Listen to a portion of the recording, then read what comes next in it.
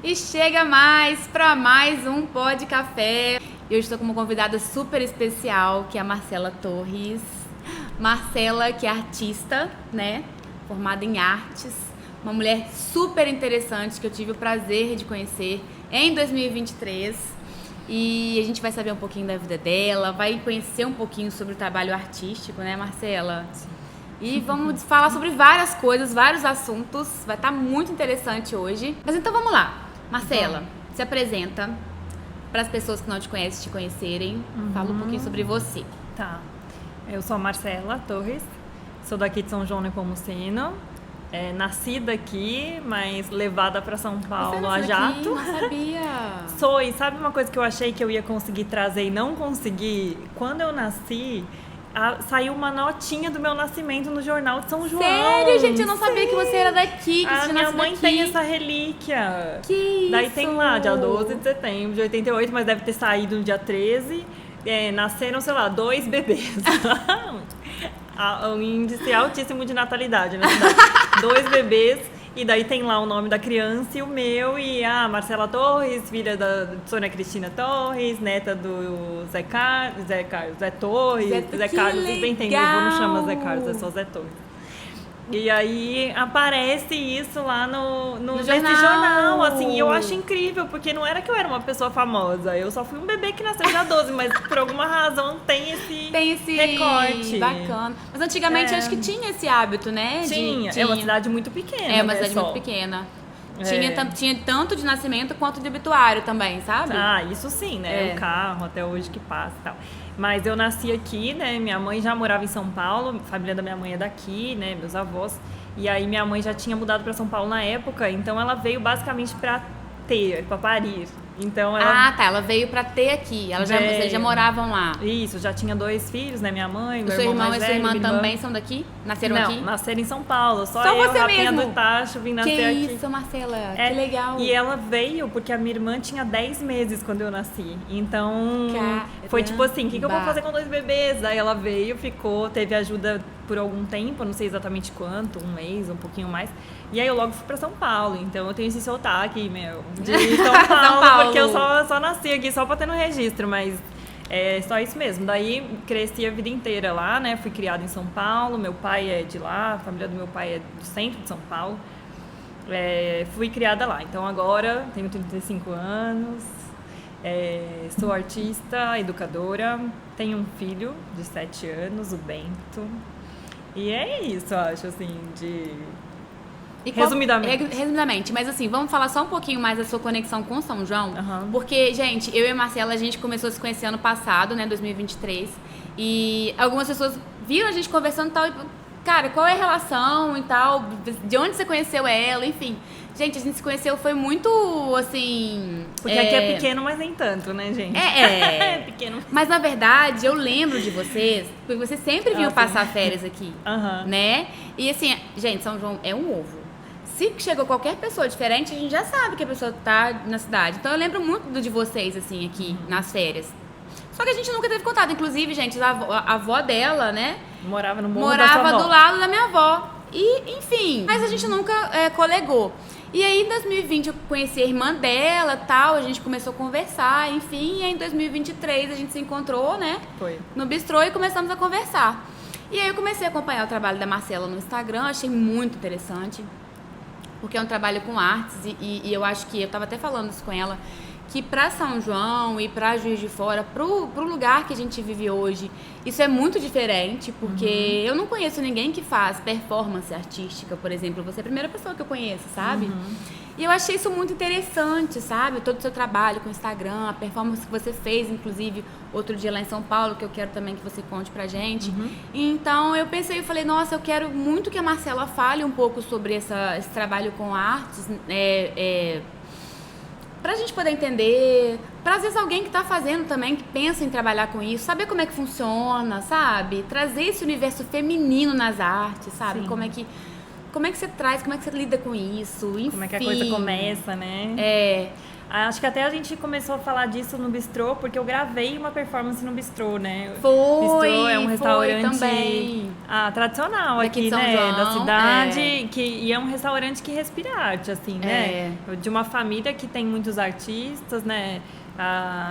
São muitos irmãos, eles têm fotógrafos, pintores, eles têm um olhar já muito artístico, assim, até do espaço onde é o restaurante deles, assim, que é uma espécie de casa tombada.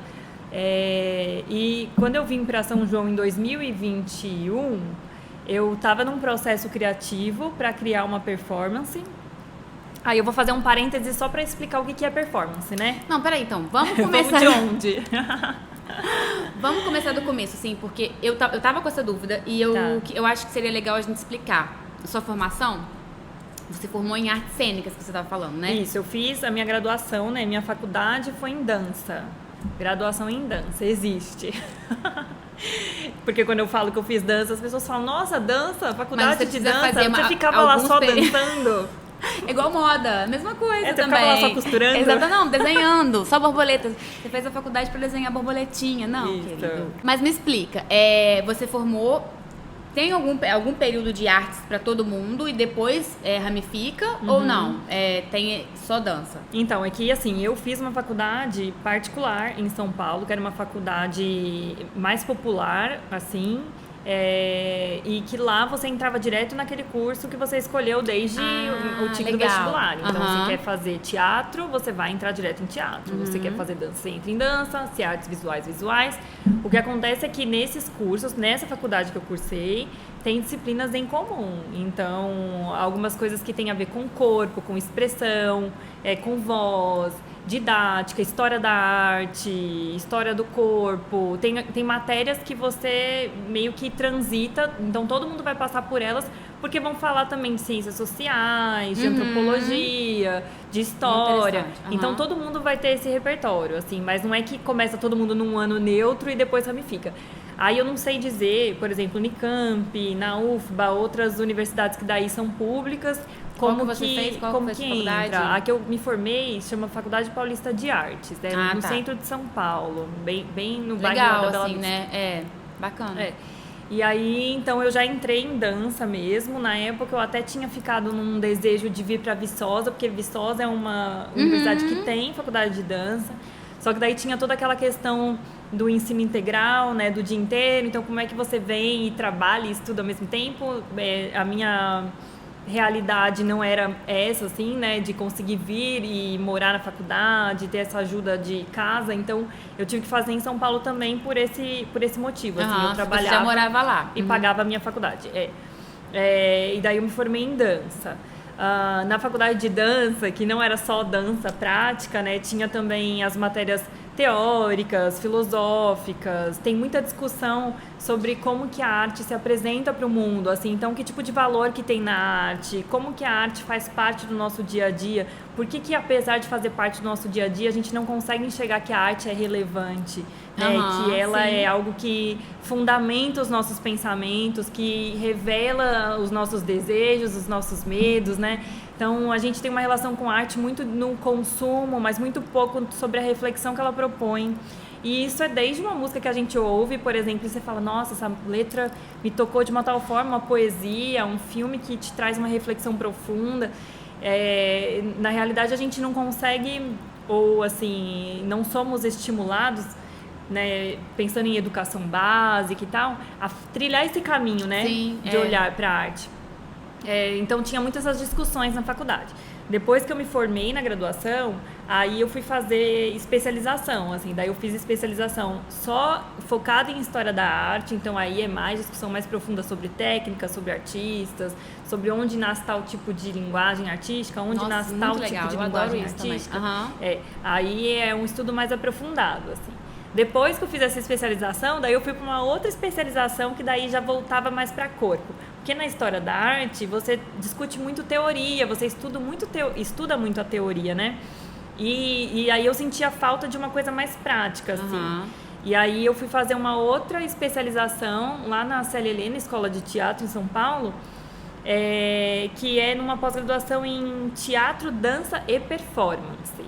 E aí tem estudos também teóricos, mas eles são todos respaldados ou permeados de práticas. Então, enquanto você trabalha a filosofia, você traz isso para o corpo. Então, eu li isso daqui, como que isso me toca no corpo? Olha, né? que legal. O que eu sinto no corpo quando eu vejo isso, quando eu falo disso? E depois que eu danço ou que eu me expresso, o que sai em palavra também sobre essa expressão. Então, as coisas, elas iam pendulando. Nossa, assim. Que legal isso. Você, quando você dança, você tá se expressando e às vezes você tá desabafando algum sentimento ali que tá ali, né? Pra mim é muito botando isso, pra fora, assim. A arte, eu sinto que é um processo terapêutico, assim. Desde criança eu já gostava muito de dançar. E eu criei uma rotina que minha família brincava com isso, assim, brincava num tom de, cadê a Marcela? Deve estar dançando no quarto. Uhum. Ou quando tava todo mundo em cima na casa, que a gente morava num sobrado, cadê a Marcela? Deve estar dançando na cozinha, que eram os lugares que eu dançava, assim. E era uma espécie de ritual mesmo diário, assim, eu entrar no meu quarto e dançar, sozinha, assim, pensando nas coisas, às vezes eu chorava, e na adolescência foi uma coisa assim que não veio de lugar nenhum, não foi que alguém me falou assim, olha, dança pra você se sentir bem, foi muito intuitivo. E eu sinto que hoje, com maturidade, eu entendo que era uma forma de terapia. Então, sabe aquela coisa assim do, eu preciso correr pra extravasar? A dança era isso pra mim. Você nem sabia que era, mas Não. era, né, fazia Ou pra parte quem de você, escreve né? muito. Sabe, eu sempre gostei de escrever muito, assim, senti muito, peguei um caderno, escrevi. Eu também gosto de escrever, eu gosto de poesia. Mas acho que o movimento é minha linguagem mesmo, assim, então... E você escolheu essa faculdade totalmente pela sua... Pela história de vida, assim, essa coisa infantil quase, porque a minha família tem uma certa relação com arte, meu pai toca, gosta muito, minha mãe também tem sensibilidade, meus avós gostavam, mas eu não tenho nenhuma família, nenhum membro na minha família que esteja na arte, que é alguém do meio artístico de hoje, ou que me abre portas, ou que abriu portas nesse sentido. O que tinha era tipo assim, legal, assim, é seu sonho. Então, tudo bem, assim, mas todo mundo com um grande ponto de interrogação, assim, do tipo, beleza, você vai fazer dança, mas você vai viver do quê depois, né? Você vai fazer, assim, porque não é que tinha um padrinho, uma madrinha pra falar assim, pode vir que eu vou te colocando, vou abrindo espaços, não tinha isso. Você foi por si só e... Foi assim, eu quero muito. Eu cheguei a começar uma faculdade de psicologia antes, porque eu também gosto, né, desses pensamentos e tudo mais. Mas durante a faculdade, assim, no primeiro ano, eu já, não é isso, assim, eu tô desesperada de ficar aqui sentada só lendo, eu preciso dançar, assim. Legal. Foi uma coisa assim. Bacana. E aí a gente estava até conversando sobre isso também, antes de começar, né? Sobre a diferença do artista plástico para você falou que é cênico, né? Isso. Então, só explica pra gente, assim, essa diferença. Tá, pra gente chegar na performance até, isso, né? Porque, assim, as artes plásticas, como elas eram chamadas há alguns anos atrás, hoje, na academia, né? Então, nas faculdades, nas universidades, ela é chamada de arte visual. E dentro da arte visual cabem várias linguagens. Então tem a pintura, tem a escultura, tem a colagem, tem o grafite, tem a arte feita na rua, né? Tem uma arte de galeria, e daí entram outras discussões, né? Como uma arte mais erudita, uma arte mais popular, o que é isso, quem que determina. E nas artes visuais, num determinado momento, já na contemporaneidade, alguns artistas que faziam pintura, que faziam esculturas, que trabalhavam também com a palavra ali misturado com a pintura, começaram a explorar mais o corpo, assim. Então, deixar de ter um objeto que vai fazer essa mediação entre o que eu penso e o que o público vê, e eu ser a própria obra, assim. Olha, então eu me legal. torno a própria obra. É por aí que vai surgir a performance, assim. Então o artista, ele vai deixar de usar, por exemplo, esse prato, deixar de pintar esse prato para te comunicar o que ele está sentindo, e aí ele é o prato. Entendi. Ele é a coisa. Que legal. Né? Gente, isso é muito interessante, sabe? Porque falei com ela. Eu sou leiga num grau que, assim, tudo que ela tá falando pra mim é novidade, tá? Assim, é claro que a gente acompanha, a gente vê e tal, mas, assim, você entender o contexto e realmente entender como funcionam as coisas faz toda a diferença, sabe? Agora já sou outra pessoa, já tô entendendo minimamente. Daí tem alguns nomes, assim, que são nomes... São expoentes, assim, das linguagens, né? Isso para todas as áreas da arte. Mas na performance tem um nome muito forte, assim, que é a Marina Abramovic. Sim. Uhum. Essa eu conheço, assim, ela é muito famosa, né? Muito famosa, ela é viva.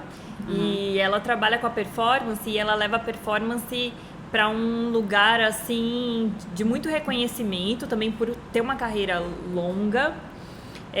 Mas que ela vai colocando o corpo dela no limite, assim. A performance tem um pouco essa característica.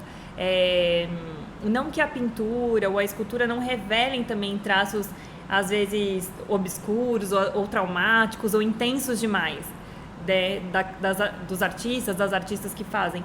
Mas a performance, ela chega num momento em que as pessoas estão cansadas de ter algo mediando mesmo a comunicação. Então, tipo assim, o que eu sinto é o que eu vou revelar mesmo, assim, o meu corpo tá aqui para jogo.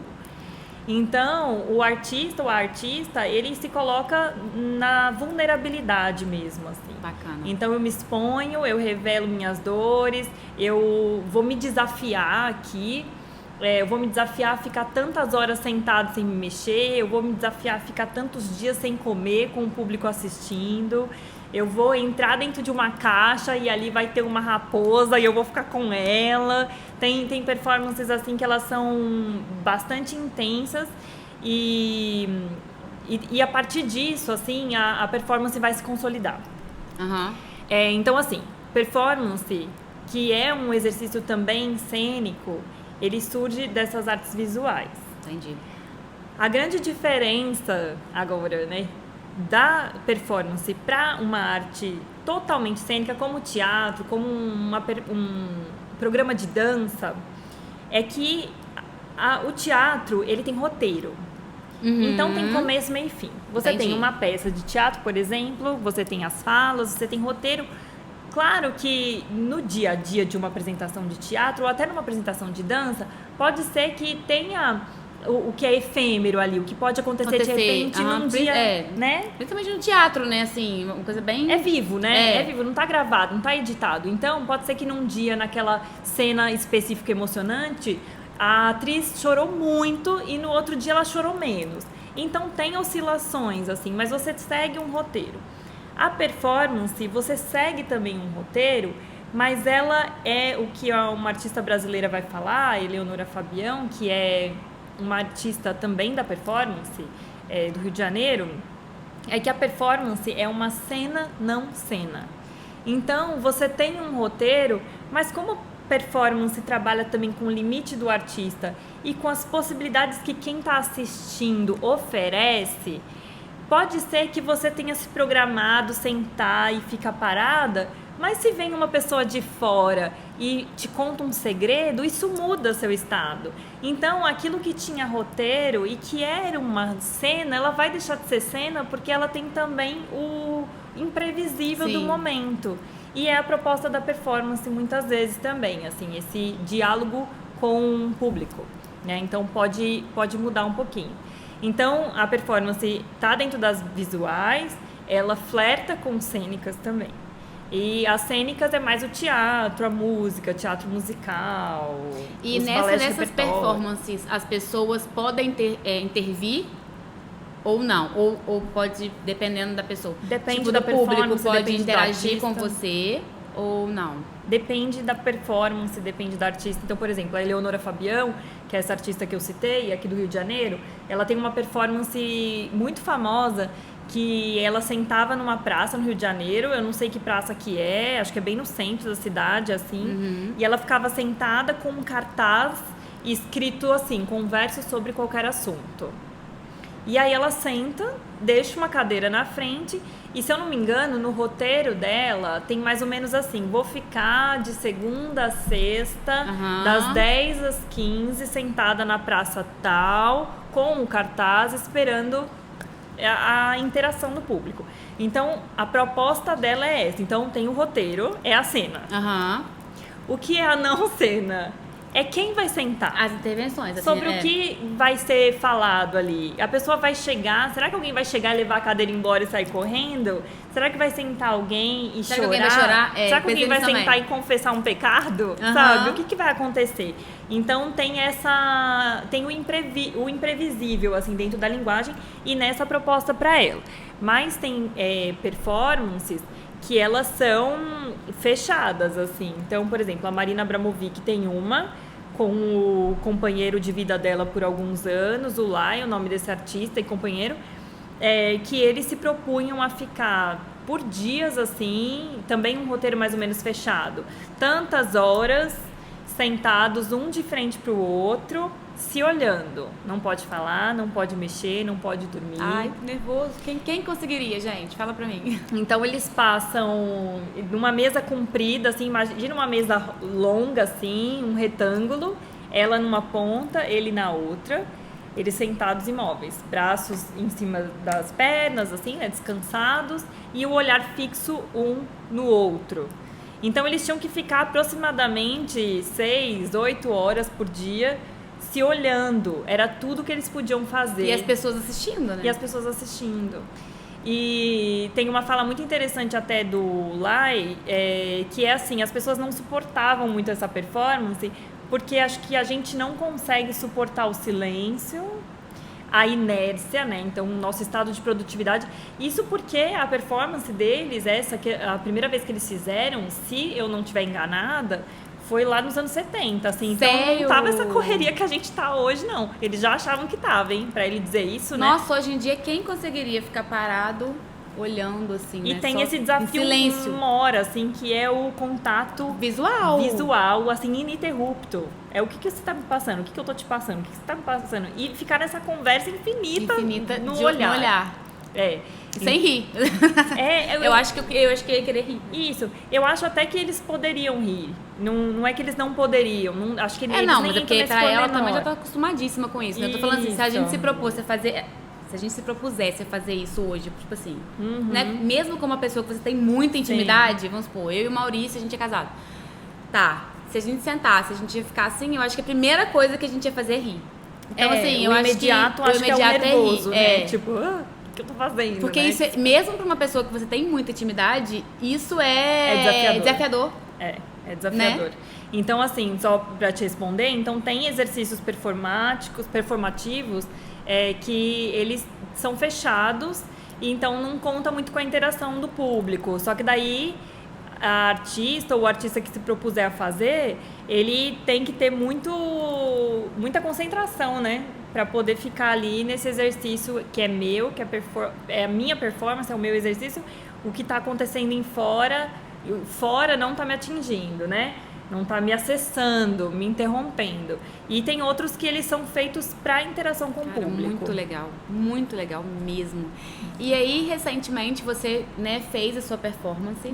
Acho que foi a primeira vez, né? Que você... Assim, com público. Com público, né? Conta um pouquinho pra gente, na verdade, desde o começo da performance, desde quando você fez aqui, fotografou, como você pensou, o que te levou a fazer, sabe? Conta um pouquinho do processo criativo todo, assim, no geral. Eu comecei a trabalhar com performance a partir desse exercício da pós-graduação, assim. Então, eu já acessava os conteúdos e admirava as artistas, especialmente as mulheres que trabalham com performance, assim. Eu tinha uma admiração muito grande, justamente, parênteses, porque na arte a gente tem uma expressão muito maior dos homens, né? Então, muito mais homens assinando obras, muito mais homens aparecendo, muito mais homens com exposições muito grandes, com muita relevância. Se você pegar um livro de arte, de história da arte, você vai ver, assim, a predominância masculina, né? Então, no mundo mais contemporâneo, a gente tem mais a mulher. Então, eu comecei a buscar essa representatividade. Então, mulheres que me inspirassem nas diversas linguagens, né? Mas a performance foi uma que começou a me tocar mais, assim.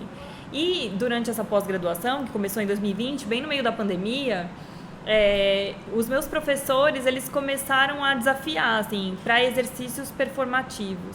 Então, a partir de um tema, você cria uma performance. E era meio que, o que eu faço, assim? Porque é um campo muito vasto, pode ser qualquer coisa. Então, eu vou falar do quê? O que eu vou escolher para ser a minha referência, assim, ou de onde surge o processo criativo? Aí, assim, o que eu comecei a fazer? Eu sempre falei muito de mim, assim, da minha história, da minha biografia, durante os meus processos criativos. E acho que tem uma relação com como eu fui criada. Eu fui criada num ambiente bastante religioso, assim, numa escola fundamentalista cristã, assim. Então, ali todo mundo era filho de pastor, filha de pastor, a gente estudava a Bíblia todos os dias, tudo que a gente fazia na escola se relacionava com a Bíblia, mas não era leve. Não é que a gente pensava assim, nossa, a gente tem uma fé, a gente pode usar a Bíblia para estudar matemática, para estudar história, sociologia. Não, era muito assim, a punição, Deus aquele grande olho que tudo vê. Nossa. Se você errar, o olho de Deus... É uma outra relação, né? Tá ali, não há nada em oculto que não seja revelado. Então, todos os dias a gente era relembrado, assim, Caramba, de que tinha alguém te olhando o tempo todo. Então, tinha uma sensação de controle, de vigília constante, assim, dentro dessa escola, para meninas e meninos. E eu cresci nessa escola e estudei a minha vida toda lá até a 8ª série, né, que é o 9º ano de agora, né? E isso me marcou muito, porque minha infância foi muito marcada nesse ambiente escolar por negativas, por repressões, por reprovações. E você pode imaginar que numa escola como essa, não é que a gente tinha grandes liberdades para fazer muita coisa. Então, o mínimo que a gente cruzava a linha já era visto com muita reprovação, muita repreensão, muita violência nas palavras, né? Achei super interessante isso que você falou, porque as realidades são muito diferentes mesmo e a gente não imagina, né? Eu, por exemplo, também vim de uma família cristã, também lidei com isso, assim, mas não dessa forma, sabe? Porque eu acho que todo mundo que cresceu em lar, tanto católicos quanto evangélicos também podem ter passado por isso. Mas é muito interessante a gente observar o lado e as criações de outras pessoas, porque, primeiro, isso pode interferir em toda a vida delas, sabe? E outra coisa que também me chamou a atenção, de que hoje em dia, né, como uma pessoa madura, de 37 anos, ver como que uma coisa que teria que ser leve, né? Que como, pelo menos a minha relação, tá? A minha experiência com Deus é uma relação tão leve, tão tranquila. E você levar isso pro lado da repressão só piora tudo. E só distorce uma ideia de Deus que eu acho que não deveria ter sido isso, sabe? Sem dúvida. Assim, e é uma coisa que eu entendo, por exemplo, que há lares cristãos que não tiveram essa dureza toda. Então, assim, tem igrejas e igrejas, doutrinas e doutrinas, criações e criações, famílias e famílias. Então, assim, cada caso é um caso. No meu caso, a minha experiência, e que foi como família também, né, para os meus pais também foi muito duro. Meus pais não eram cristãos, né, eles se converteram na juventude, assim, sei lá, minha mãe com uns 25, 26 anos, eu acho, meu pai um pouquinho mais que isso. E eles entraram em uma igreja lá em São Paulo que tinha como dogmas, assim, conceitos muito, muito rígidos, assim. Desde sexo, de cultura, do tipo assim, sexo é só para procriação, música só se ouve o que é feito na igreja, literatura só gospel. Então é uma espécie de alienação do mundo, com um discurso de que todo mundo aqui é cidadão do céu. Só que isso é uma grande doideira, assim, porque a gente está aqui na Terra, né? A gente está aqui num mundo vasto, múltiplo, diverso, cheio de coisa muito boa, dentro e fora da igreja, e coisas ruins também dentro e fora da igreja. Então é uma grande alienação, assim, o que foi feito nesse lugar. E meus pais, muito jovens na fé, eles aceitaram aquilo como, nossa, se é isso que é viver com Deus, então tá tudo certo. Então não tinha essa maturidade também para criticar ou para desconfiar. Não, peraí, isso daí tá parecendo extremo demais, né? Então, quando a gente foi estocada do quão extremo foi, eu já era adulta, assim, já tinha passado 20 anos. Muito mais até. Mas que bom que você conseguiu, assim, realmente entender e olhar talvez de fora, sabe? Tipo, entender o que estava acontecendo e realmente buscar por você, né? E também entender, mergulhar nesse autoconhecimento e saber, não, eu acho que isso não, eu acho que isso sim. Até aí vai, até aí não, sabe? Sim. E é aquela coisa que a gente estava falando ontem, né? Eu acho que a espiritualidade, ele é um processo. Sim. E a gente tá trabalhando nisso. Então, talvez você tenha que, não sei, tá? Redescobrir sua espiritualidade, sabe? Sim. No futuro, ou não sei como é que tá isso. Eu acho que já é um processo, assim. Acho que desde que eu comecei a questionar esses modelos de dentro da igreja, isso também aconteceu um pouco em família, assim. Não foi só... eu não saí sozinha, assim, questionando o mundo. Acho que foi um movimento coletivo, assim, de nós 5 na minha casa. Meu pai, minha mãe, o Thiago, a Gabriele e eu. Sim, nós tivemos momentos de muita angústia familiar também, por causa da igreja. Então, chegou num determinado momento que acho que todo mundo parou, assim. Ficou num estado de suspensão do que é o que a gente viveu até agora, assim, o que faz sentido, o que nos contempla, o que não. E daí acho que surgem processos individuais. Então, meu pai é uma coisa, minha mãe é outra, para cada um de nós, seres singulares, então cada um com sua singularidade.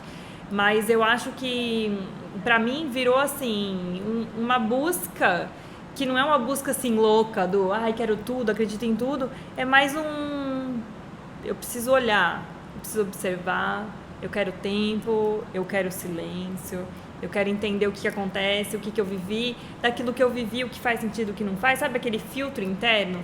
E daí eu acho que nesse aspecto, a arte veio, assim, como cama. Que legal. Pra mim, isso. Assim, como um lugar confortável, que não é só confortável, porque mexer em assuntos assim, né, mexe com trauma, com medo, com dúvidas, te põe em questionar a sua existência, porque se você cria que Deus tinha feito tudo de um jeito que tinha que ser, e que Deus determinou tudo, um fio de cabelo não cai se Deus não quiser, e de repente você não acha que é muito isso, fica um grande absurdo a vida, assim. Cara, vira um absurdo. Assim, é onde eu me apoio, onde eu me sustento. Eu tô achando tão legal você trazer isso, porque é um assunto tão delicado e tão, talvez, polêmico, né? E a gente tá conversando sobre isso, e é a sua visão, sabe? E que bacana, sabe? É a sua visão, que pode ser a visão de outras pessoas, e que outra pessoa pode falar, nossa, sabe? Sim. Olha a visão dela, que legal. E assim, você trazer isso pra gente é sensacional, sabe? E obrigada por estar trazendo esse assunto tão delicado e estar contando a sua história, sabe? Sim. Eu acho que só faz sentido pra mim se for falar o que é, né? Assim, eu poderia fazer talvez uma coisa meio política, né? De não, tá tudo certo, não tem problema, mas eu acho que tem coisas que tem furos que eu vivi e eu experimento no meu corpo. E a sua vida, exatamente. Eu experimento no corpo. Como eu comecei a falar, quando eu falei da dança, da arte... Do processo criativo, né? Isso, de como o que a gente sente, a gente expressa, o que vem de fora também toca o nosso corpo, assim. Tudo que a gente experimenta na vida tá aqui, tá na carne. Tá em cada célula. Então, o que eu vivi, as repressões que eu cresci ouvindo, todas aquelas negativas, toda aquela sensação de punição, de você vai ser punido, você vai sofrer mesmo a consequência do seu pecado. Tudo era tão forte. E sabe uma coisa engraçada? Anteontem eu estava conversando com meu irmão, né, com o Thiago, e a gente estava pensando em uma musiquinha do cultinho na igreja, que era mais ou menos assim... não sei se você lembra, mas que era uma coisa meio sabão, lava meu rostinho, lava meu pezinho, lava minha mão, mas Jesus, para me deixar limpinho, quer lavar meu coração. Quando o mal faz uma manchinha, eu sei muito bem quem pode me limpar é Jesus, de quem eu não escondo nada, tudo ele pode apagar. E você canta isso com criança de 3 anos, e a gente estava numa discussão, assim, do que mal que tem no coração dessas crianças de 3 anos para Jesus apagar. Né? O que essas crianças fizeram? O que tem? E assim, embora isso pareça lúdico, é um ensinamento também de que tem coisas que são impuras na gente. Sim, tem esse lado também. Mas tem um lado de que você cresce ouvindo que tem sempre uma coisa errada em você, tem sempre algo a ser limpo. E assim, de fato, se a gente for pensar em autoconhecimento, em melhorar, em crescer, a gente sempre pode ser melhor, sim, não é isso? Mas o ponto é como que as coisas podem ser violentas, mas sutilmente violentas. Para crianças, né? Mas tem sempre uma seria coisa... uma música, às vezes, para um adulto, né? Assim, não nem nesse contexto infantil. Sim. Mas, às vezes, essa reflexão, para um adulto, ok. Mas realmente, pra uma criança de 3 anos, ela não tá nem entendendo. Ela, nossa, eu sou tão ruim assim, sabe? Que e você cresce, porque as músicas continuam as palavras, continuam as mensagens, se arrepender, se arrepender, se arrepender. Então, assim, o tempo inteiro você invalida os seus desejos, aquilo que é muito natural do corpo, da criança, do desenvolvimento, aquelas brincadeiras de criança que você vai tomar bronca mesmo da mãe, as mentiras que você vai contar, tudo que também faz parte do crescimento, do desenvolvimento da autonomia, e tudo isso vem com muita repressão, tá errado, o diabo tá fazendo, é o diabo que fez. Então, você não tem autonomia nem pra fazer errado, sabe? Porque quando você tá agindo errado, não é você, é o diabo. Então, você perde sua autonomia de vida, assim, a sua escolha, ela fica totalmente invalidada. Então, assim, no meu processo, teve muito isso. E teve isso reforçado pela igreja que eu frequentei e na escola, porque eu vivia isso todos os dias. Então, conforme eu fui crescendo, tudo isso foi virando algo que eu comecei a enxergar. Foi uma cena que foi ficando cada vez mais nítida. Aquilo que era nublado, que era turvo, foi clareando, assim. E aí, o que aconteceu foi que quando já mais madura, eu comecei a estudar mais filosofia, também teologia, mas repensar um pouco os caminhos. E chegou nesse momento da pós-graduação, da performance, dos exercícios, eu lembro que meu professor falou assim: eu quero que vocês pensem, é como se tivesse um espinho, uma espinha, não lembro direito como ele falou, entalado na garganta. O que é que está entalado na sua garganta? Foi isso, assim, o disparador. E aí, na hora, eu pensei nisso tudo, assim, na minha história de a educação cristã e tal. Que legal. Foi tipo nossa, isso tá muito entalado. Eu preciso resolver isso, falar sobre isso. Isso. E aí eu fiz uma primeira performance que foi uma vídeo performance. Dentro da performance tem várias linguagens, então tem aquelas que são feitas ao vivo, tem a vídeo performance, a foto performance. E aí eu fiz uma vídeo performance que eu amarrei uma quantidade imensa de fita branca em mim, assim, no corpo inteiro. A fita branca vinha de um título de um filme chamado A Fita Branca, que conta uma história de repressão de crianças na Alemanha pré-nazismo, e a repressão que essas crianças sofrem, e ao mesmo tempo que elas são reprimidas, violentadas de muitas formas, os adultos que são protestantes, eles amarram fitas brancas nas crianças para elas lembrarem que elas tinham que ser puras. Nossa. Só que a grande ironia desse roteiro de filme é que elas precisam ser puras em situações de extrema vulnerabilidade em que elas foram colocadas. Então, uma criança que está sendo violentada sexualmente, por exemplo, ela se rebela contra o seu agressor. E aí, quando ela se rebela, as pessoas acham que ela é uma criança endemoniada, porque ela tá batendo, porque ela tá xingando. Nossa, é muito forte. E daí vem uma fita branca e amarra no braço dela pra ela lembrar que ela não tem que ser violenta. E que ela não pode nem reagir, exatamente. Então, é uma grande ironia. Que, olhando para esse contexto de criação, a escola e tal, eu vejo muito. Então, assim, você inflige muita opressão e quando tem uma reação, você inflige de novo, assim, porque você demoniza a reação. Né? E meio que as pessoas têm que ser todas iguais. Sim. Né? Sim. É meio que uma manada. É uma caixinha, Qualquer coisa que saia de qualquer comportamento. As crianças estão ali, gente. A gente tá conversando, as crianças estão brincando. Então é isso aí. Gente, aguenta a mão mais um pouquinho aí, tá? Então, a gente tava falando sobre, né, qualquer mísero comportamento diferente, a pessoa, a gente tá falando da sociedade, tá? Totalmente atacada, totalmente volta pro seu lugar, volta pra lá, sim, né? Tá saindo um pouco da caixinha, tá saindo né? um pouco dali, não, volta pra caixinha. E isso, dentro do contexto cristão, aparece bastante, mas socialmente a gente é assim, né? Tanto que as pessoas que a gente considera talvez as mais admiráveis, as excêntricas, as autênticas, a gente já dá nomes, né? Então, assim, é uma pessoa excêntrica. Por quê? Porque ela foge da norma. É uma pessoa, nossa, aquela lá é doida, aquele lá é doido. Porque ele não segue Porque ele não segue as regras, exatamente. As regras da sociedade que a gente tá falando mesmo, né? As convenções sociais, os padrões não só de roupa, cristãos, de vida, os cristãos também, mas a sociedade também tem isso, né? Então a Super. gente lida às vezes com os padrões cristãos e os padrões da sociedade também, que são impostos, né? E aí eu fiz essa primeira performance, essa video performance, usei essa referência desse filme da fita branca. E eu pensei assim, foi isso que aconteceu comigo a vida inteira, assim, eu tô cheia de fita branca amarrada em mim. E aí a performance foi um exercício de desamarrar. Então eu fiquei toda amarrada e fui desamarrando os nós. O Bento participou comigo dessa video performance, porque depois que eu tive filho, mudou muito a minha visão sobre o mundo. A minha também. Foi como se tivesse novamente assim aberto as cortinas. Eu já tinha aberto lá atrás, né, quando eu comecei a enxergar a vida um pouco diferente. E depois de me tornar mãe, eu achei que isso aconteceu de novo, assim, com muita imposição, com um monte de falas de você não deve isso, olha essa roupa, olha essa risada, olha esse comportamento.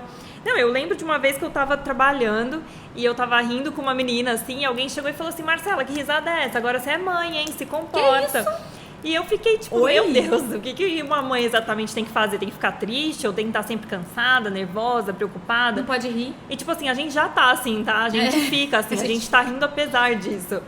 Né? Então, exatamente. Quantas coisas também se renovam quando você se torna mãe. Tanto da expectativa de que você não erre, quanto daquelas de que você seja carinhosa, mas ao mesmo tempo assertiva, mas ao mesmo tempo tenha tempo pra você. Se você tá casada, você tem que ter tempo pro seu marido, você tem que se cuidar. Tem que ser magra. Mas não pode só se cuidar, porque senão você é muito vaidosa, e daí você é vaidosa demais, você não cuida da criança. Exatamente. Você precisa cuidar da criança, mas se cuidar muito da criança, você é uma mãe chata, neurótica, então você tem que encontrar o equilíbrio. Assim... Não, mulher não vai, né? Não vive, gente. Você não vive, não. É aquilo. Então, tinha tudo isso acontecendo também. Então, eu quis que o Bento participasse comigo da performance para tirar as fitas que estavam na minha barriga, né? E para tirá-las da minha boca. Porque eu senti que depois que o Bento nasceu, veio uma coragem, assim, e talvez um desgaste mesmo, assim. Talvez não tenha sido só coragem, do tipo, virei leoa e tal. Acho que é mais assim, eu tô tão cansada que eu não vou mais ficar só tolerando. Eu também vou falar um pouco desses desgastes. Então, começa aí esse processo, essa performance. Depois ela entrou para um coletivo de arte, de um grupo de mulheres. Essa performance fez parte desse coletivo, assim, é um coletivo de artistas sul-americanas. Então foi muito legal, assim, porque foi meu primeiro trabalho e de repente ele estava fazendo parte de um grande coletivo de artistas do Brasil e de fora do Brasil. Nossa, assim, foi muito uma honra. E aí, Plástica, que é esse trabalho, não é o segundo depois, mas é o que acho que é mais relevante nesse momento, assim, para mim. Eu estava já no final da pós-graduação e, de novo, tinha essa coisa de falar sobre meu corpo feminino, um corpo padrão, um estereótipo de quem não sofre discriminação, né? De quem não passa perrengue, assim, por ser como não é seguido em shopping...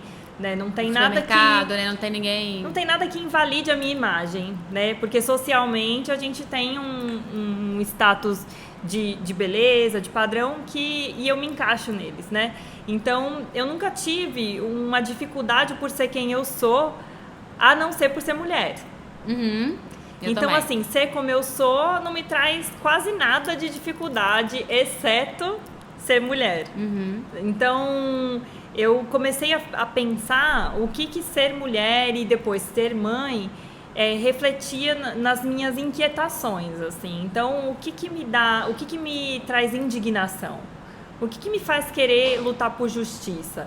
Por que eu falo sobre educação? Por que a arte, para mim, vem num lugar que tem que ser reflexivo, que tem que ser de questionamento?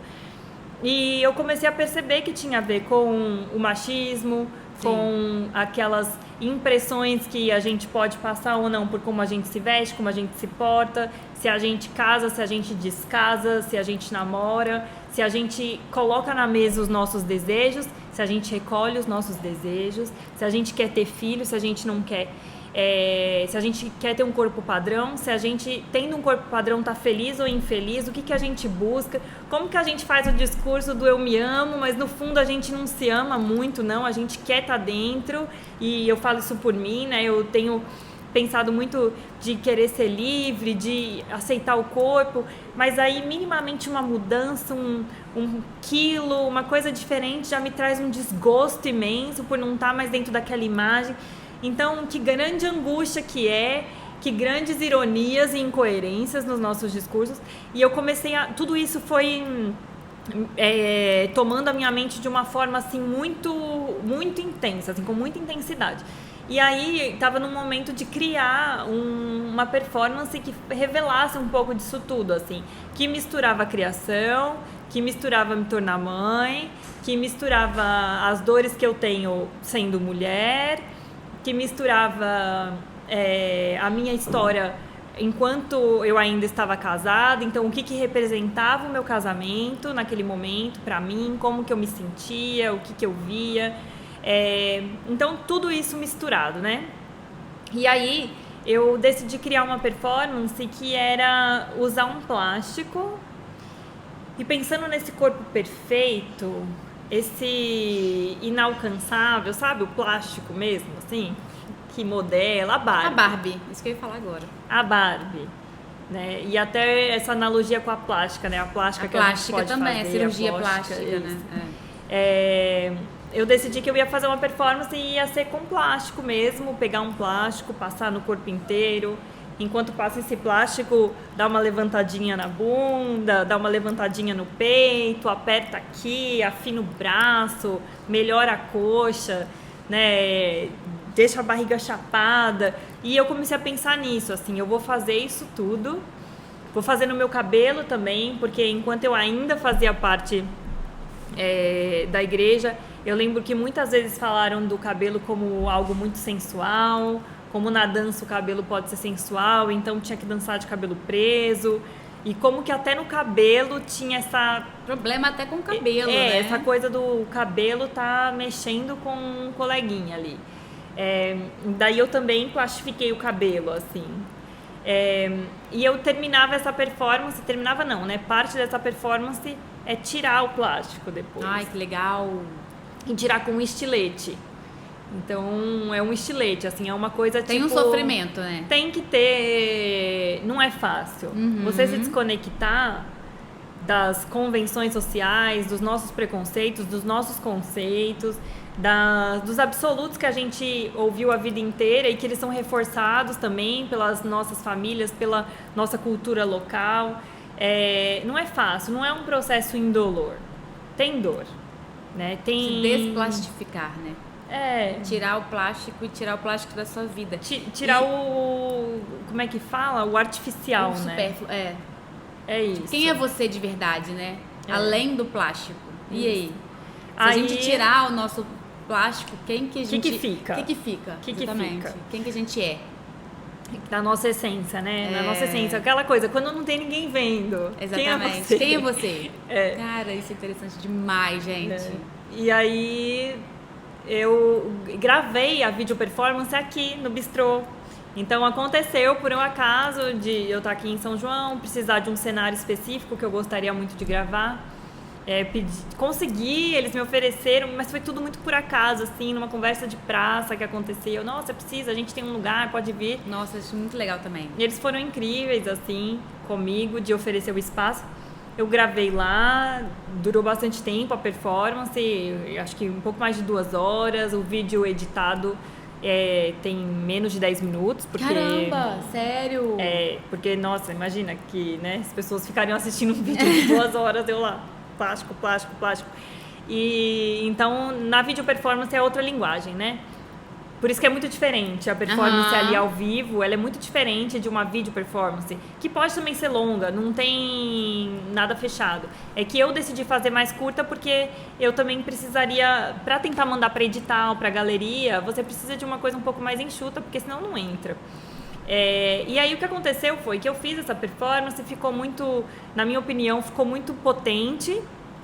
E desde então eu comecei a tentar enviar para edital, buscar alguma galeria parceira, algo que que eu pudesse colocar esse trabalho inédito, né? Então eu não divulguei ele em nenhuma rede, não coloquei em YouTube, porque eu queria tentar um caminho mais pela arte mesmo, assim, né? E aí o que aconteceu foi que não entrou, não ia. Isso começou a me dar uma grande agonia, porque pra mim, assim, era, nossa, é um trabalho muito potente, parece que é o que eu tinha de mais intrínseco. E faz a gente refletir tanto sobre isso. Eu acredito que quem tá assistindo aí já deve estar refletindo sobre isso. Faz a gente lá no fundo da gente falar, nossa, totalmente, faz todo sentido. Aí eu continuei essas tentativas, né, de edital, de mandar pra cá, pra lá. E agora, em outubro de 2023, teve um festival, que é um festival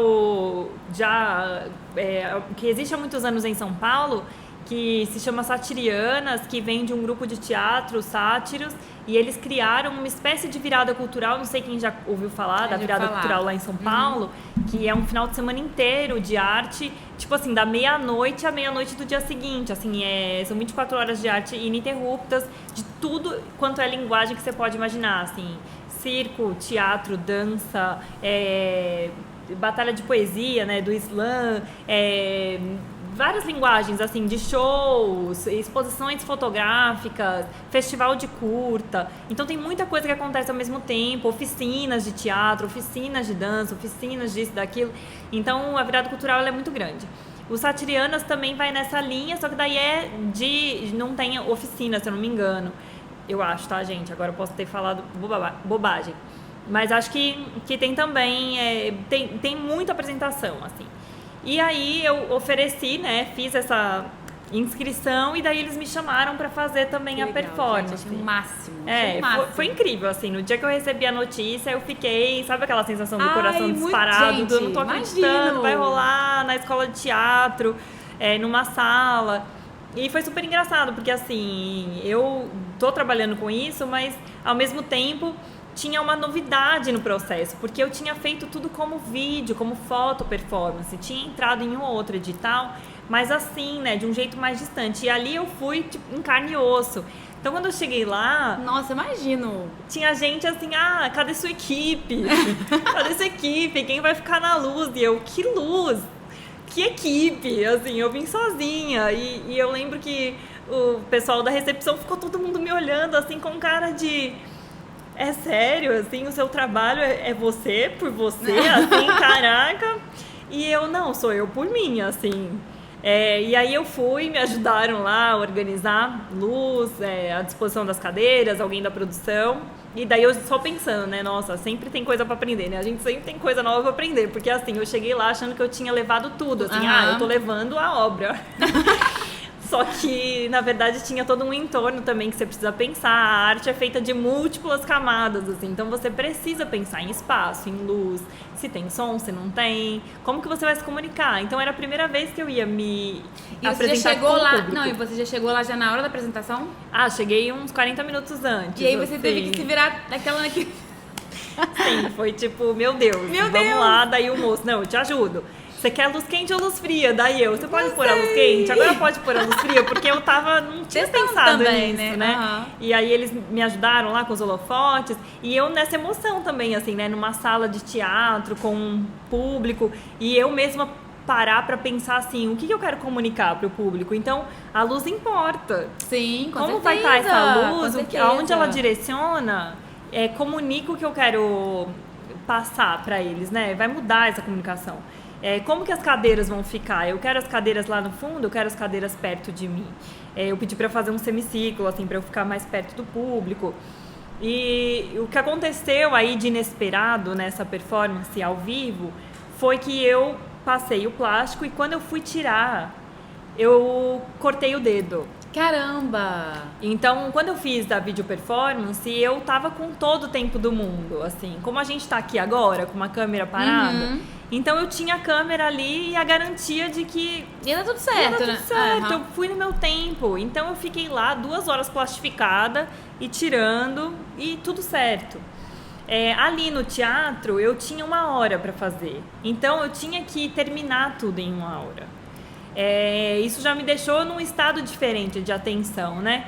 E aí quando eu fui pegar... Que tem aquele, não sei, nervosismo? Com certeza, de ter né? outras pessoas, porque uma coisa é a gente tá falando aqui pra câmera, né? Outra coisa é ter 500 pessoas ali, né? Assistindo. Então, assim, eu vivi isso há pouco tempo com o Pó de Café, que a gente fez um Pó de Café ao vivo aqui em São João, e quando eu vi as meninas ali, eu tremi na base. Eu falei, cara, totalmente diferente. Essas pessoas são reais, né? Assim, quem tá assistindo na internet existe mesmo. Existe mesmo, exatamente. E sim, sem dúvida eu tive essa sensação. Assim, é diferente ter gente ali olhando, é diferente ter pessoas conhecidas ali te olhando também. Porque ao mesmo tempo que te dá uma segurança, te dá também um desejo egóico de fazer direito, né? De agradar, né? De fazer bem feito. Então, sim, tinha muita coisa passando pela minha cabeça naquele momento, mas o que aconteceu foi, eu tava passando o plástico e de repente eu comecei a ver sangue. Ai, meu Deus! Aí, sangue caindo no chão, sangue, e na hora eu pensei, da onde tá vindo esse sangue, assim, porque eu não senti cortar. E aí eu fui vendo, e daí eu fui tirando, e daí conforme eu fui tirando, foi ficando sangue no plástico.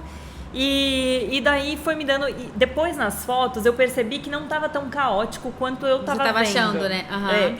E o Bento estava assistindo, o Bento é o meu filho, e eu quis que ele fosse ver a performance, né? Eu tenho uma relação com ele muito assim de que ele tem que participar desses momentos, ele tem que entender o que é arte, ele tem que entender por onde eu transito, ao mesmo tempo que ele sabe que eu sou professora e dou aula na escola, dou aula para adolescente, ele também tem que saber que eu também trabalho com isso e que isso é uma paixão e que isso é muito difícil mesmo. Então, assim, nos espaços que eu consigo, que tem levar, público, né? eu levo o Bento porque eu gosto que ele participe, que ele veja que existe esse lado, assim, meu, que não é só o da professora, por exemplo, né? Então, ele estava sentado de frente para mim.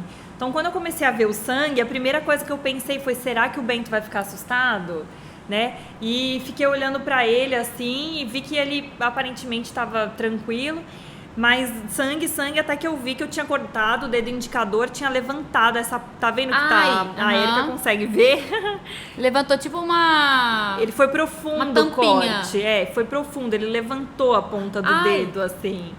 E então o sangue, ele não tava assim caindo, ele tava jorrando. Cara, quando a gente corta o dedo, jorra mesmo sangue. Jorra. Que isso? Então, aí eu fui tirando, tentei pegar um plástico e fazer ali mesmo uma coisa para estancar o sangue, mas o plástico não grudava porque tava muito, muito molhado. E aí eu fui tirando e terminei a performance. E daí o final da performance foi assim, eu finalizei, agradeci o público e daí já tinha a produção assim, vamos pra ambulância. Eu saí do palco direto pra ambulância, assim. Antes disso, dei uma passada no camarim rapidinho com as minhas amigas e rolou um momento super engraçado, porque subiram várias meninas comigo e elas foram pegando papel toalha, molhando e cada uma limpando uma parte, cada uma limpando um membro, porque nessas o sangue já tinha passado pelo corpo e tava forte o cheiro de sangue, assim. Então elas foram tirando pra mim, me ajudando enquanto eu segurava o dedo. E depois eu fui pra ambulância, tomei um pontinho falso porque não dava pra ser ponto verdadeiro. Ficou tudo bem, assim, mas foi uma experiência muito, muito intensa, porque eu percebi que o imprevisível da performance, né? Exatamente. E talvez tenha sido interessante com a parte do sangue também, você não acha? Porque faz sentido. Foi. Né? Você foi visceral. Exatamente. Foi visceral. E assim, é um sofrimento, né? Pra você se desplastificar, pra você... Gente, pensa só. Pra gente conseguir usar no Instagram sem filtro, já é difícil, né? Você tá ali, você colocar a sua cara ali, sem filtro, pelo menos pra mim é difícil, sabe? Se você ser você. Imagina você se desprender de tanta coisa que a gente já carrega, né? Sim. De tanta repressão mesmo que a gente já traz, né? De tanta sociedade falando com a gente que você precisa ser magra, que você precisa ser... Sabe? Sim. Que aquilo... E eu acho que doloroso. A performance, pra mim, ela tem ainda um sentido que eu concordo com o que você está falando e acho que entra e tem um a mais que era também o momento de vida, assim. Então, o plástico que representou por tanto tempo um molde, uma estrutura que não é engessada, né? Porque é plástico, mas essa rigidez Sim. A rigidez que o plástico dá, né? Então, quando você se plastifica, você fica imóvel, você tem dificuldade de andar, você tem dificuldade de respirar, o seu corpo transpira e não tem escape. Não sai o suor, né? E eu vivi, né, nesse último ano e meio, uma grande mudança de vida, assim. Então, eu era casada, tive um relacionamento longo e há 1 ano e meio eu me separei. Então, eu tenho vivido nesses últimos meses tempos muito, assim... Que é isso, assim? Que mundo novo é esse? E não é num sentido de, nossa, que liberdade, agora estou livre. Não é isso. É assim, que mundo é esse em que parece que você só faz parte e só se encaixa se você estiver dentro da expectativa social. Então, se existe uma expectativa para que a gente tenha um tipo de corpo, se existe uma para que a gente tenha um tipo de conduta, para que a gente faça faculdade, para que a gente ganhe na vida algumas coisas, para que a gente conquiste, para que a gente não perturbe a ordem social, para que a gente não questione os modelos.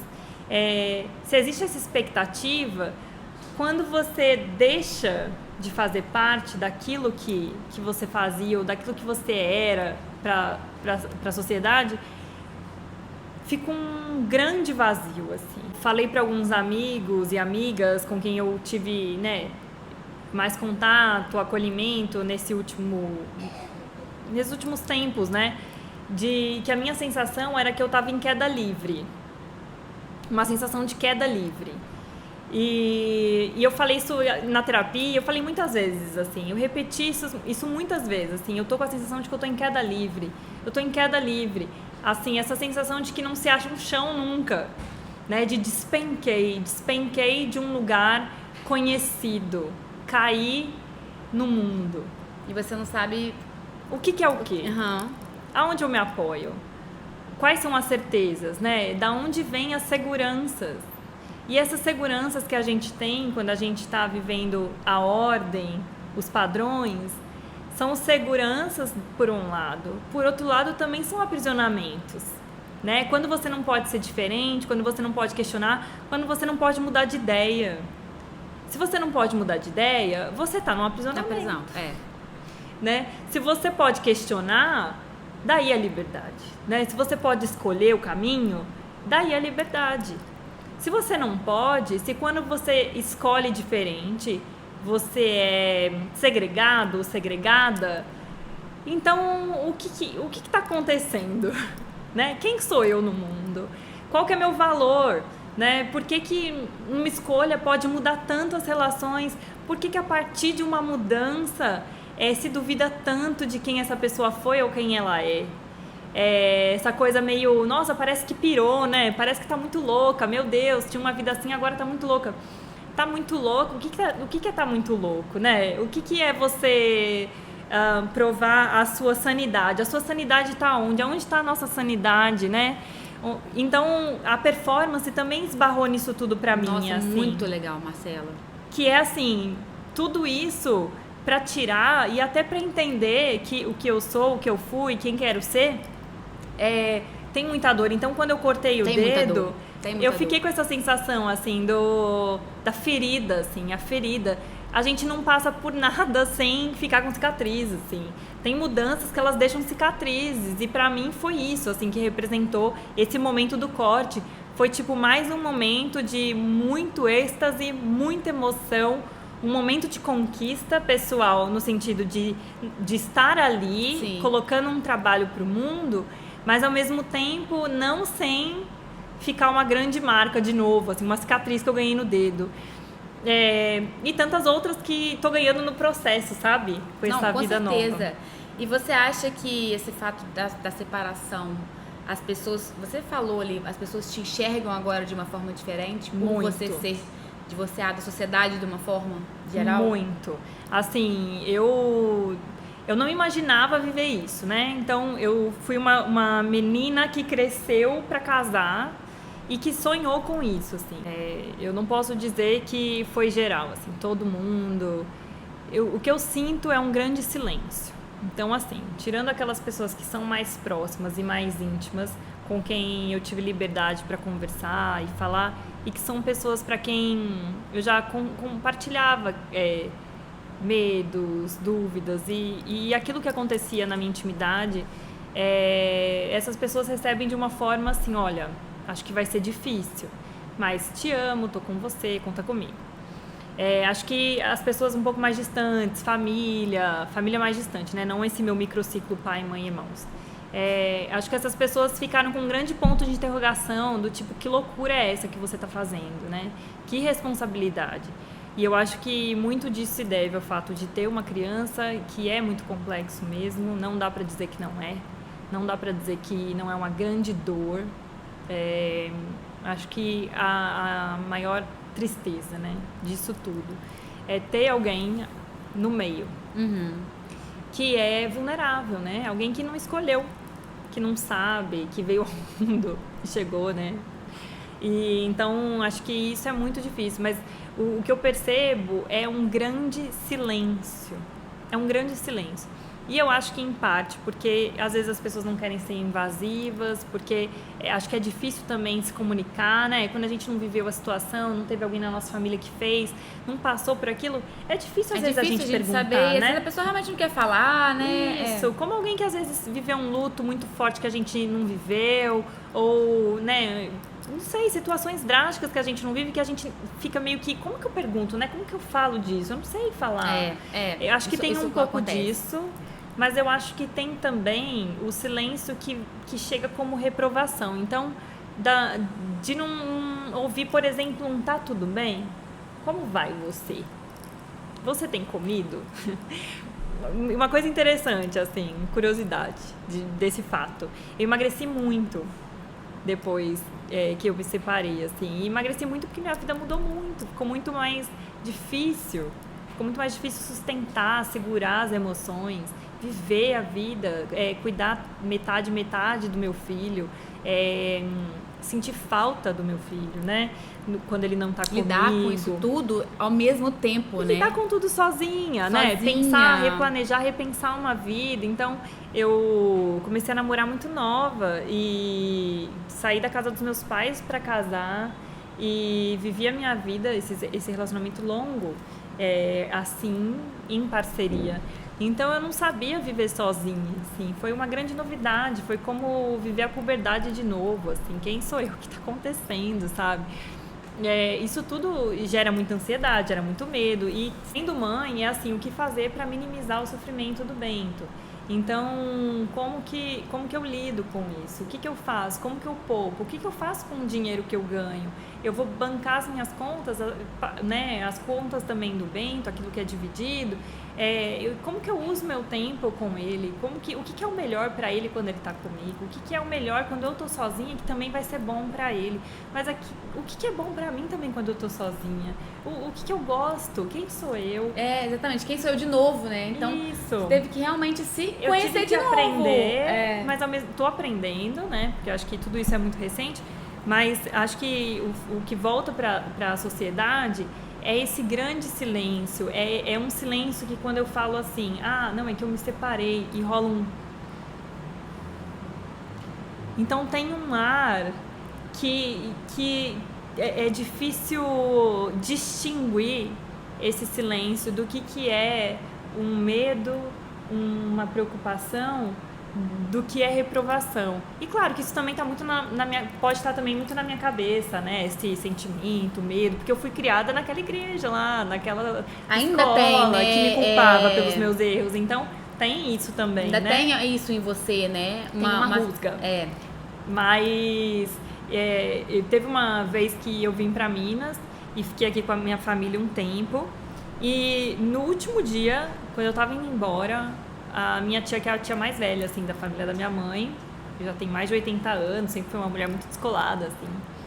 Ela virou, e a gente não tinha se visto, eu fiquei uns 15 dias aqui em Minas, e na hora que eu tava indo embora, ela pegou assim, fez, Má, como você tá?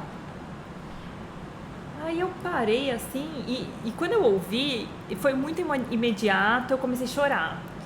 E na hora eu pensei, que estranho, o que tá acontecendo? E ela começou a falar, olha, Má, eu quero que você seja feliz. Que legal. Não fica sozinha em casa, não. Sai com as suas amigas. Vai viajar. Ela começou... E eu não tinha falado pra ela nada. E aí eu chorei, falei pra ela, tá difícil, tia, é muito difícil e tal. E aí quando eu cheguei em casa e fui contar pra minha mãe que isso tinha acontecido, que eu entendi, assim, que eu chorei porque ela tinha sido a única que tinha me perguntado. Então, nesses dias todos que eu passei, as pessoas encontraram comigo, mas elas não perguntaram isso. E o que eu quero dizer, não é que tem que todo mundo vir falar, Marcela, como você tá, Marcela? Vem aqui na minha casa. Não é isso. Mas é porque eu acho que justamente por ter a expectativa de que fosse eterno. Sabe quando o William Bonner e a Fátima se separaram? Que o mundo fez, não, como que a gente vai sobreviver? Exatamente. Assim, a gente não acredita mais no amor, gente. Se o William e a Fátima separaram, gente, assim, tá decretado. Era um casal, né, assim, isso. Todo mundo sempre admirava. E sabe essa expectativa social em cima daquele casal? Eu acho que a gente faz isso com todos os casais, não é só com eles. É que eles são quem muito gosta, famosos, né? Porque às vezes a gente se apega ao casal. Isso acontece imagem, muito, a parceria. sabe? Não, e às vezes a gente é amigo de... A gente, por exemplo, que convive muito com outros casais, a gente é amigo do casal, sabe? E isso acontece. Então, assim, eu fico tentando pensar se algum casal meu, casal amigo meu, se separa... A dor pra gente também, que é amigo, isso. Sabe? Então eu acho que tem mesmo. Eu acho que tem genuinamente um lamento. Eu acho que tem uma tristeza, um luto muito real e palpável disso, que era e não é mais. Isso é muito triste. É ruim pra todo mundo, né, Marcela? É um rompimento, né? De família, de tudo, né? Eu acho. Só que eu acho que além disso, dessa dor, desse luto e tudo isso que eu acho que é genuíno e legítimo, eu acho que tem o fator convenção social, que é por que mudou de ideia? Sim, não, aí tem o julgamento total. Que direito total. Que você tá fazendo essa escolha? Por que se faz isso? O que justifica? E aí entra num campo muito sensível, assim, que é a especulação, do tipo, parece então que eu me tornei uma pessoa anti-casamento. Eu não sou anti-casamento, eu não sou, assim, eu ouço hoje em dia alguém falar de divórcio, Érica, eu tenho vontade de chorar. Não porque eu tô vivendo e porque foi difícil pra mim, e é muito. Mas é porque eu lamento quando eu penso que a pessoa vai viver o que eu vivi. Eu penso assim, eu não quero que as pessoas sintam, é ruim demais. Então, assim, se eu fosse aconselhar alguém e alguém chegasse pra mim e falasse, olha, tô me separando, e assim, tá decidido, é isso mesmo, eu acho que ia pegar na mão da pessoa e falar, olha, deita, vamos junto. Deita aqui, porque eu vou chorar com você, porque é muito difícil. Então, assim, eu acho que vem isso também junto. Parece que a partir de agora você virou inimiga das tradições, inimiga dos relacionamentos alheios, uma espécie de ameaça para quem tá casado, casada. Tem uma desconfiança no ar. Tem também as pessoas solteiras que não querem se relacionar com quem tem filho. Tô dizendo se relacionar afetivamente, amizade. Que isso, gente? Tem. Então, assim, me fala quando você estiver sem o Bento pra gente sair. Nossa. Vamos fazer um rolê sem o Bento. E eu não acho que a pessoa tá na maldade. Eu acho que ela tá só falando assim, pô, pra gente ir naquele bar legal lá, você tem que estar sem o Bento, me fala quando tá sem o Bento.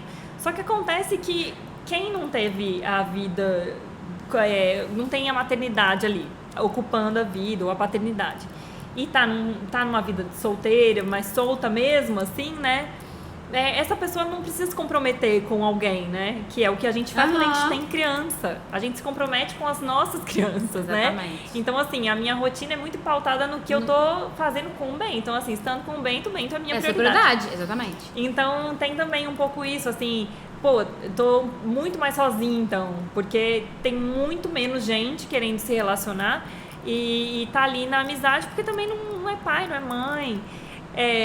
Então, assim, não é só que pessoas casadas deixaram de conviver, pessoas solteiras também deixam de conviver. Então, você fica numa espécie de limbo, assim. Tem que começar a conquistar de novo amizades. É o que eu tenho feito, assim. Eu preciso fazer amizade, eu preciso sair, eu tenho que ver gente, tem que mudar. É tipo como se fosse um luto, né, Marcelo? É um luto de tudo, Érica. É um luto da relação, É um luto da família que você perde, porque acho que tem casos e casos, famílias e famílias que vivem, convivem, não sei, mas no meu caso foi uma ruptura assim também nesse sentido. Então minha família já morava em Minas, então a minha família era a família do meu ex-marido, assim, com quem eu tava mais ali no seio da coisa. Então, assim, é um luto da relação, é um luto da família, é um luto do círculo de amigos. Os amigos em comum, que às vezes, né... É um luto da rotina, é um luto até do conhecido. Por exemplo, Natal e Ano Novo. Gente, total. Que desespero. Que desespero. O que eu vou fazer no Natal, né? O que faz? Gente, depois que você ficou num relacionamento 1000 anos... O que você faz nessas datas? Você tava acostumado com aquela rotina, né? Final de semana, às vezes. Domingo, coisa simples. Sabe aquela coisa? Domingo, aquele dia. O que você faz no domingo quando você não tem mais a rotina, quando você deixou de viver o que era? Então, é luto. E como que você tá hoje, assim? Porque tem um tempo. Você acha que já passou a pior parte? Ou você talvez... Como é que tá hoje, assim, pra você ponderando? Tipo... Não, agora eu tô bem, já passei, já tô respirando. Eu acho que eu já saí dos aparelhos, assim. Eu acho que eu ainda tô no hospital, mas eu acho que eu não saí, eu acho que eu já saí dos aparelhos. Sendo bem franca, assim. Entendi. Acho que teve uma fase que era aparelhos, assim. Choro. Isso que eu te falei, né? De ter emagrecido muito. E as pessoas assim, nossa, Má, você tá magra. Nossa, Má, você tá magra. Nossa, você não tá comendo? Você tá magra. E eu pensando, não, gente, é sofrimento. É sofrimento, assim, cara. Sofrimento, e as pessoas têm que parar de julgar também o corpo das pessoas. Porque às vezes ela perdeu peso. Olha só, alguém quer perder peso? É de correr, trabalhar mais tempo, correr pra fazer, correr pra dar conta, correr pra fazer sozinho. Quando você vive uma parceria há muito tempo e de repente você tá sozinha, é muito diferente, é um rombo. É um rombo. Imagina. Então, só que daí não é um rombo que você tá sozinha, é um rombo que você precisa fazer e dar conta porque tem alguém mais importante que precisa sobreviver. Então, assim, eu preciso cuidar de mim, claro que preciso, estou me cuidando, mas assim... A prioridade é a sobrevivência do Bento. Então, assim, tudo pelo Bento, tudo para que ele seja poupado ao máximo, dentro daquilo que já vai ser sofrimento também. Com certeza. Não dá para negar. Então, tem também para ele, né? Então, assim, eu sinto que tudo isso, todo esse sofrimento gerou esse metabolismo super acelerado, assim, nesses últimos tempos. Mas eu acho que eu deixei de respirar por aparelhos, assim. E, Marcela, conversando com você, assim, queria entender um pouco mais dessa questão do divórcio. Você falou que foi difícil, que eu realmente imagino que deve ser muito difícil, mas como você reagiu a isso? Isso pra você foi libertador? Isso foi... como que você pondera isso hoje, assim? O que você pode falar disso? Pra quem, às vezes, tá nessa dúvida, sabe? Sobre, assim, realmente vale a pena bancar, sabe? Sim. Eu acho que a liberdade, ela tá no poder de escolha. Muito mais no tipo, é divórcio ou é casamento. Sim. Porque eu sinto que o que aconteceu na minha história, e pela convenção social, pela criação na igreja, pela criação da escola, e pelos valores que eu também tinha como absolutos e inegociáveis, e até assim, de não enxergar outro caminho possível de vida, era uma vida mesmo assim, me formar, casar, constituir família. Eu sempre tive muitas dúvidas, assim, esse era o caminho que eu sabia que era o certo, tá? Pensando certo dentro desse contexto. Então, eu tinha um certo, ideal. Lá dentro, eu tinha um monte de questionamentos. Eu queria muito viajar, eu sempre quis morar fora de casa, assim. Eu falava com a minha irmã, a gente pensava que, nossa, imagina um dia a gente morando só nós duas. A gente viajava, assim, que um dia a gente ia poder morar sozinha, só nós duas. Nunca aconteceu. Eu tinha muita vontade de dirigir, então eu me imaginava muito dirigindo numa estrada solta. E eu pensava, quando eu era bem criança, eu falava que eu queria ter muitos filhos. Depois eu cresci e eu pensava assim, não, acho que não. Acho que não é bem isso, acho que eu me vejo um pouco mais solta no mundo. Só que conforme a maturidade foi chegando e as próprias pessoas, né? Ah, mas vai casar, ah, mas namora, mas é um namoro legal, mas isso e aquilo. Eu acho que eu fui também pensando assim, não, esse é o certo, né? Você foi seguindo, né? Esse é o certo mesmo. E não é que eu tava infeliz, que eu tava, nossa, tomando uma decisão e no dia seguinte tava, meu Deus, que péssima escolha. Não foi isso, não. Eu fui fazendo, fui vivendo. Depois já casada, a gente sempre conversou os dois, assim, de será que a gente quer ter filho? Será que a gente não quer? Era uma coisa meio aberta pra nós dois, não era só pra mim, era pra ele também. Então nisso a gente tinha bastante conexão também. Então, tanto que quando a gente engravidou foi um susto pros dois, assim, meio, ai caraca, a gente conversou, não conversou e ficou em aberto e de repente foi. E aí, então tudo era em aberto e o que aconteceu é que com o tempo muitas coisas foram virando questionamentos que foram se aprofundando, assim. Então, o que era? Existia liberdade? O que dentro das escolhas foi uma escolha consciente? Será que dá para cobrar a consciência de alguém tão jovem?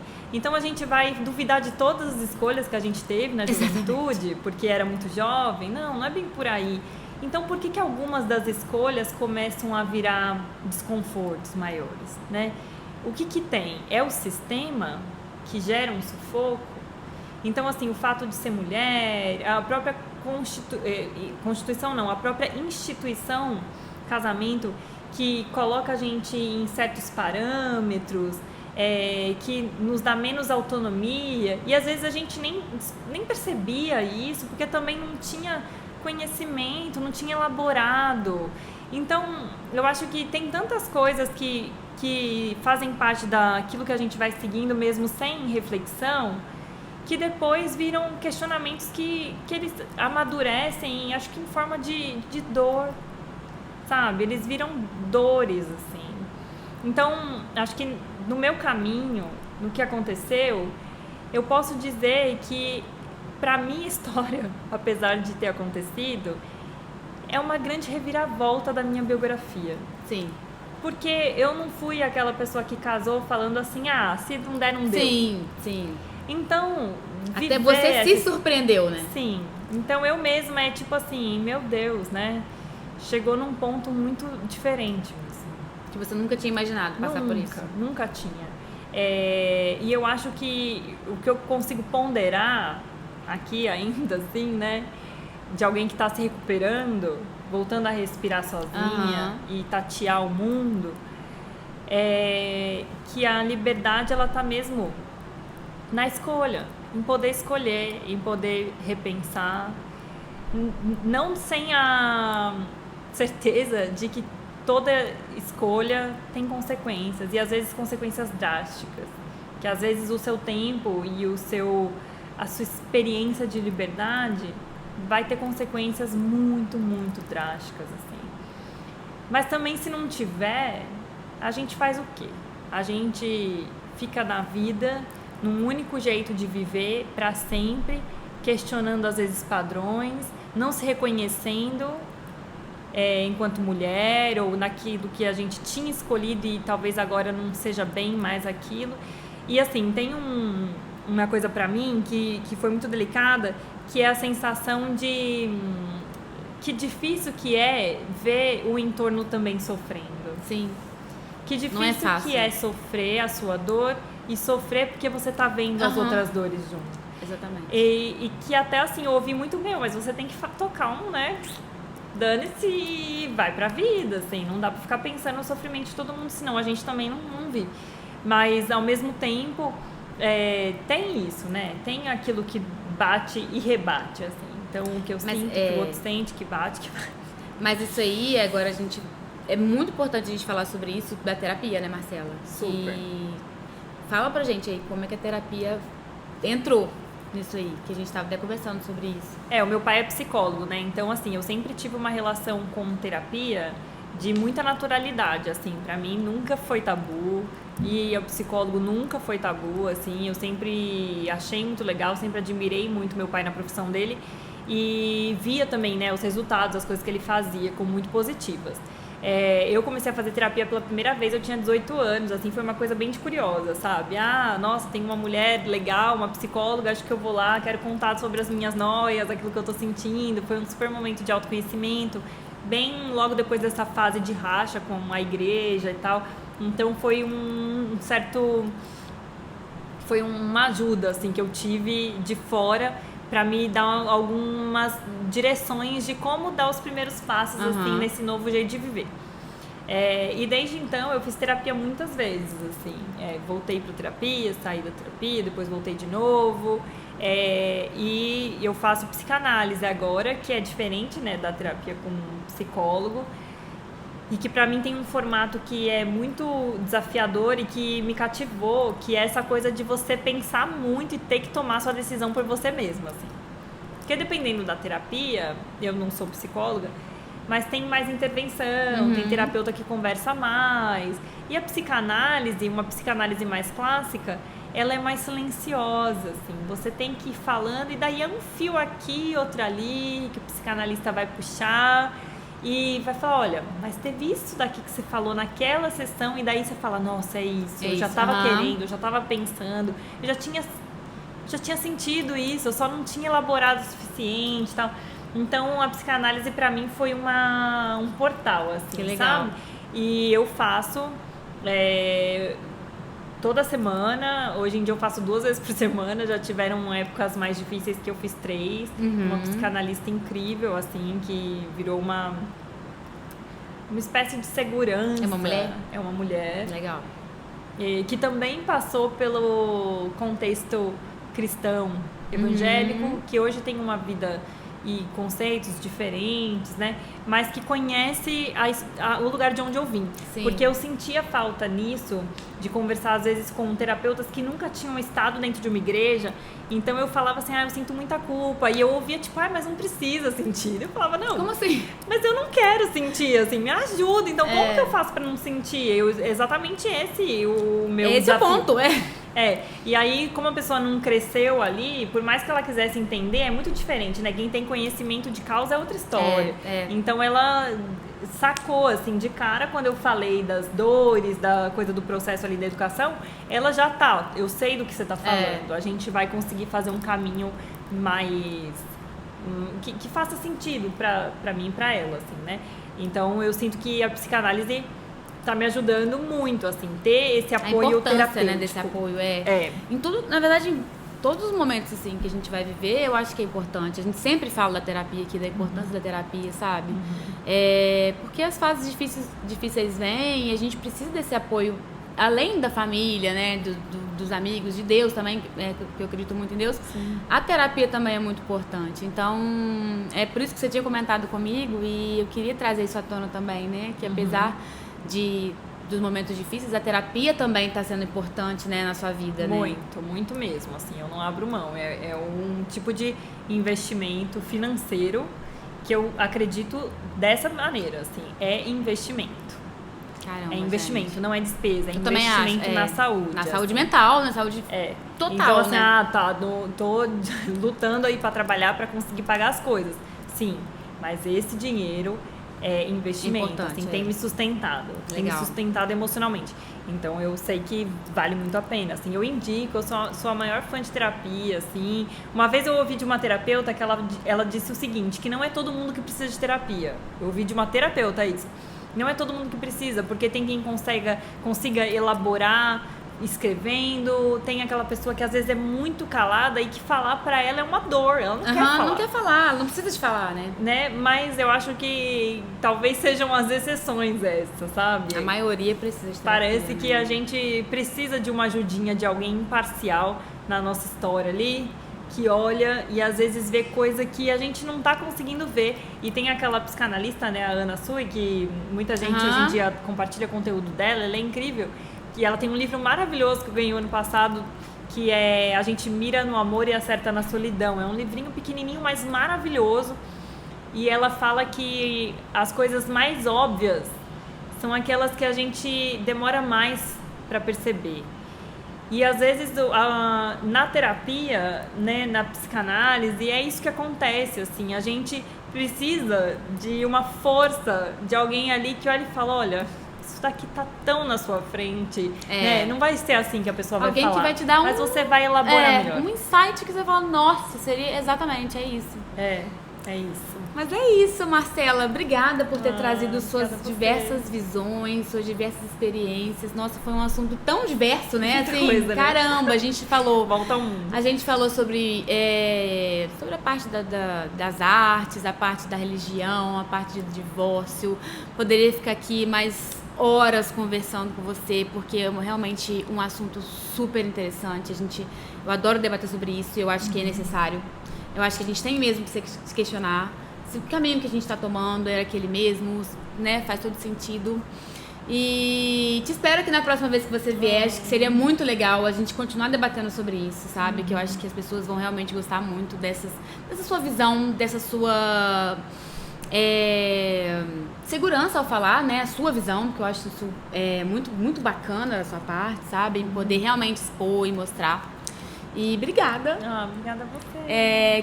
Eu queria que você soubesse o quanto você é inspiradora, o quanto você passa isso pra gente, sabe? O quanto você pode ajudar outras mulheres. Tenho certeza que você tá ajudando muita gente aqui com esse Pod Café. E queria mesmo te agradecer. Obrigada, que papo bom. Gente, vocês gostaram? Nossa, eu amei! Eu amei esse papo, foi incrível. Obrigada, isso. Gente. Obrigada mais uma vez. Se você gostou do conteúdo, não se esquece de se inscrever no nosso canal, de compartilhar com seus amigos. Fala o seu Instagram é aberto? É aberto, é @torresma_. Todo mundo lê Torresma. Torresma. Mas é Torresma. Mas é legal, mas é Torresma também, é tudo Minas. Mas é isso, gente. Espero que vocês tenham gostado. Qualquer coisa, entre em contato com a Marcela. Segue o trabalho dela nas redes sociais, tá? Segue a gente também no Instagram. Pod _ café. Érica Furtado com 2 T's. E é isso. Um beijo. Obrigada. Fiquem com Deus. Tchau, gente.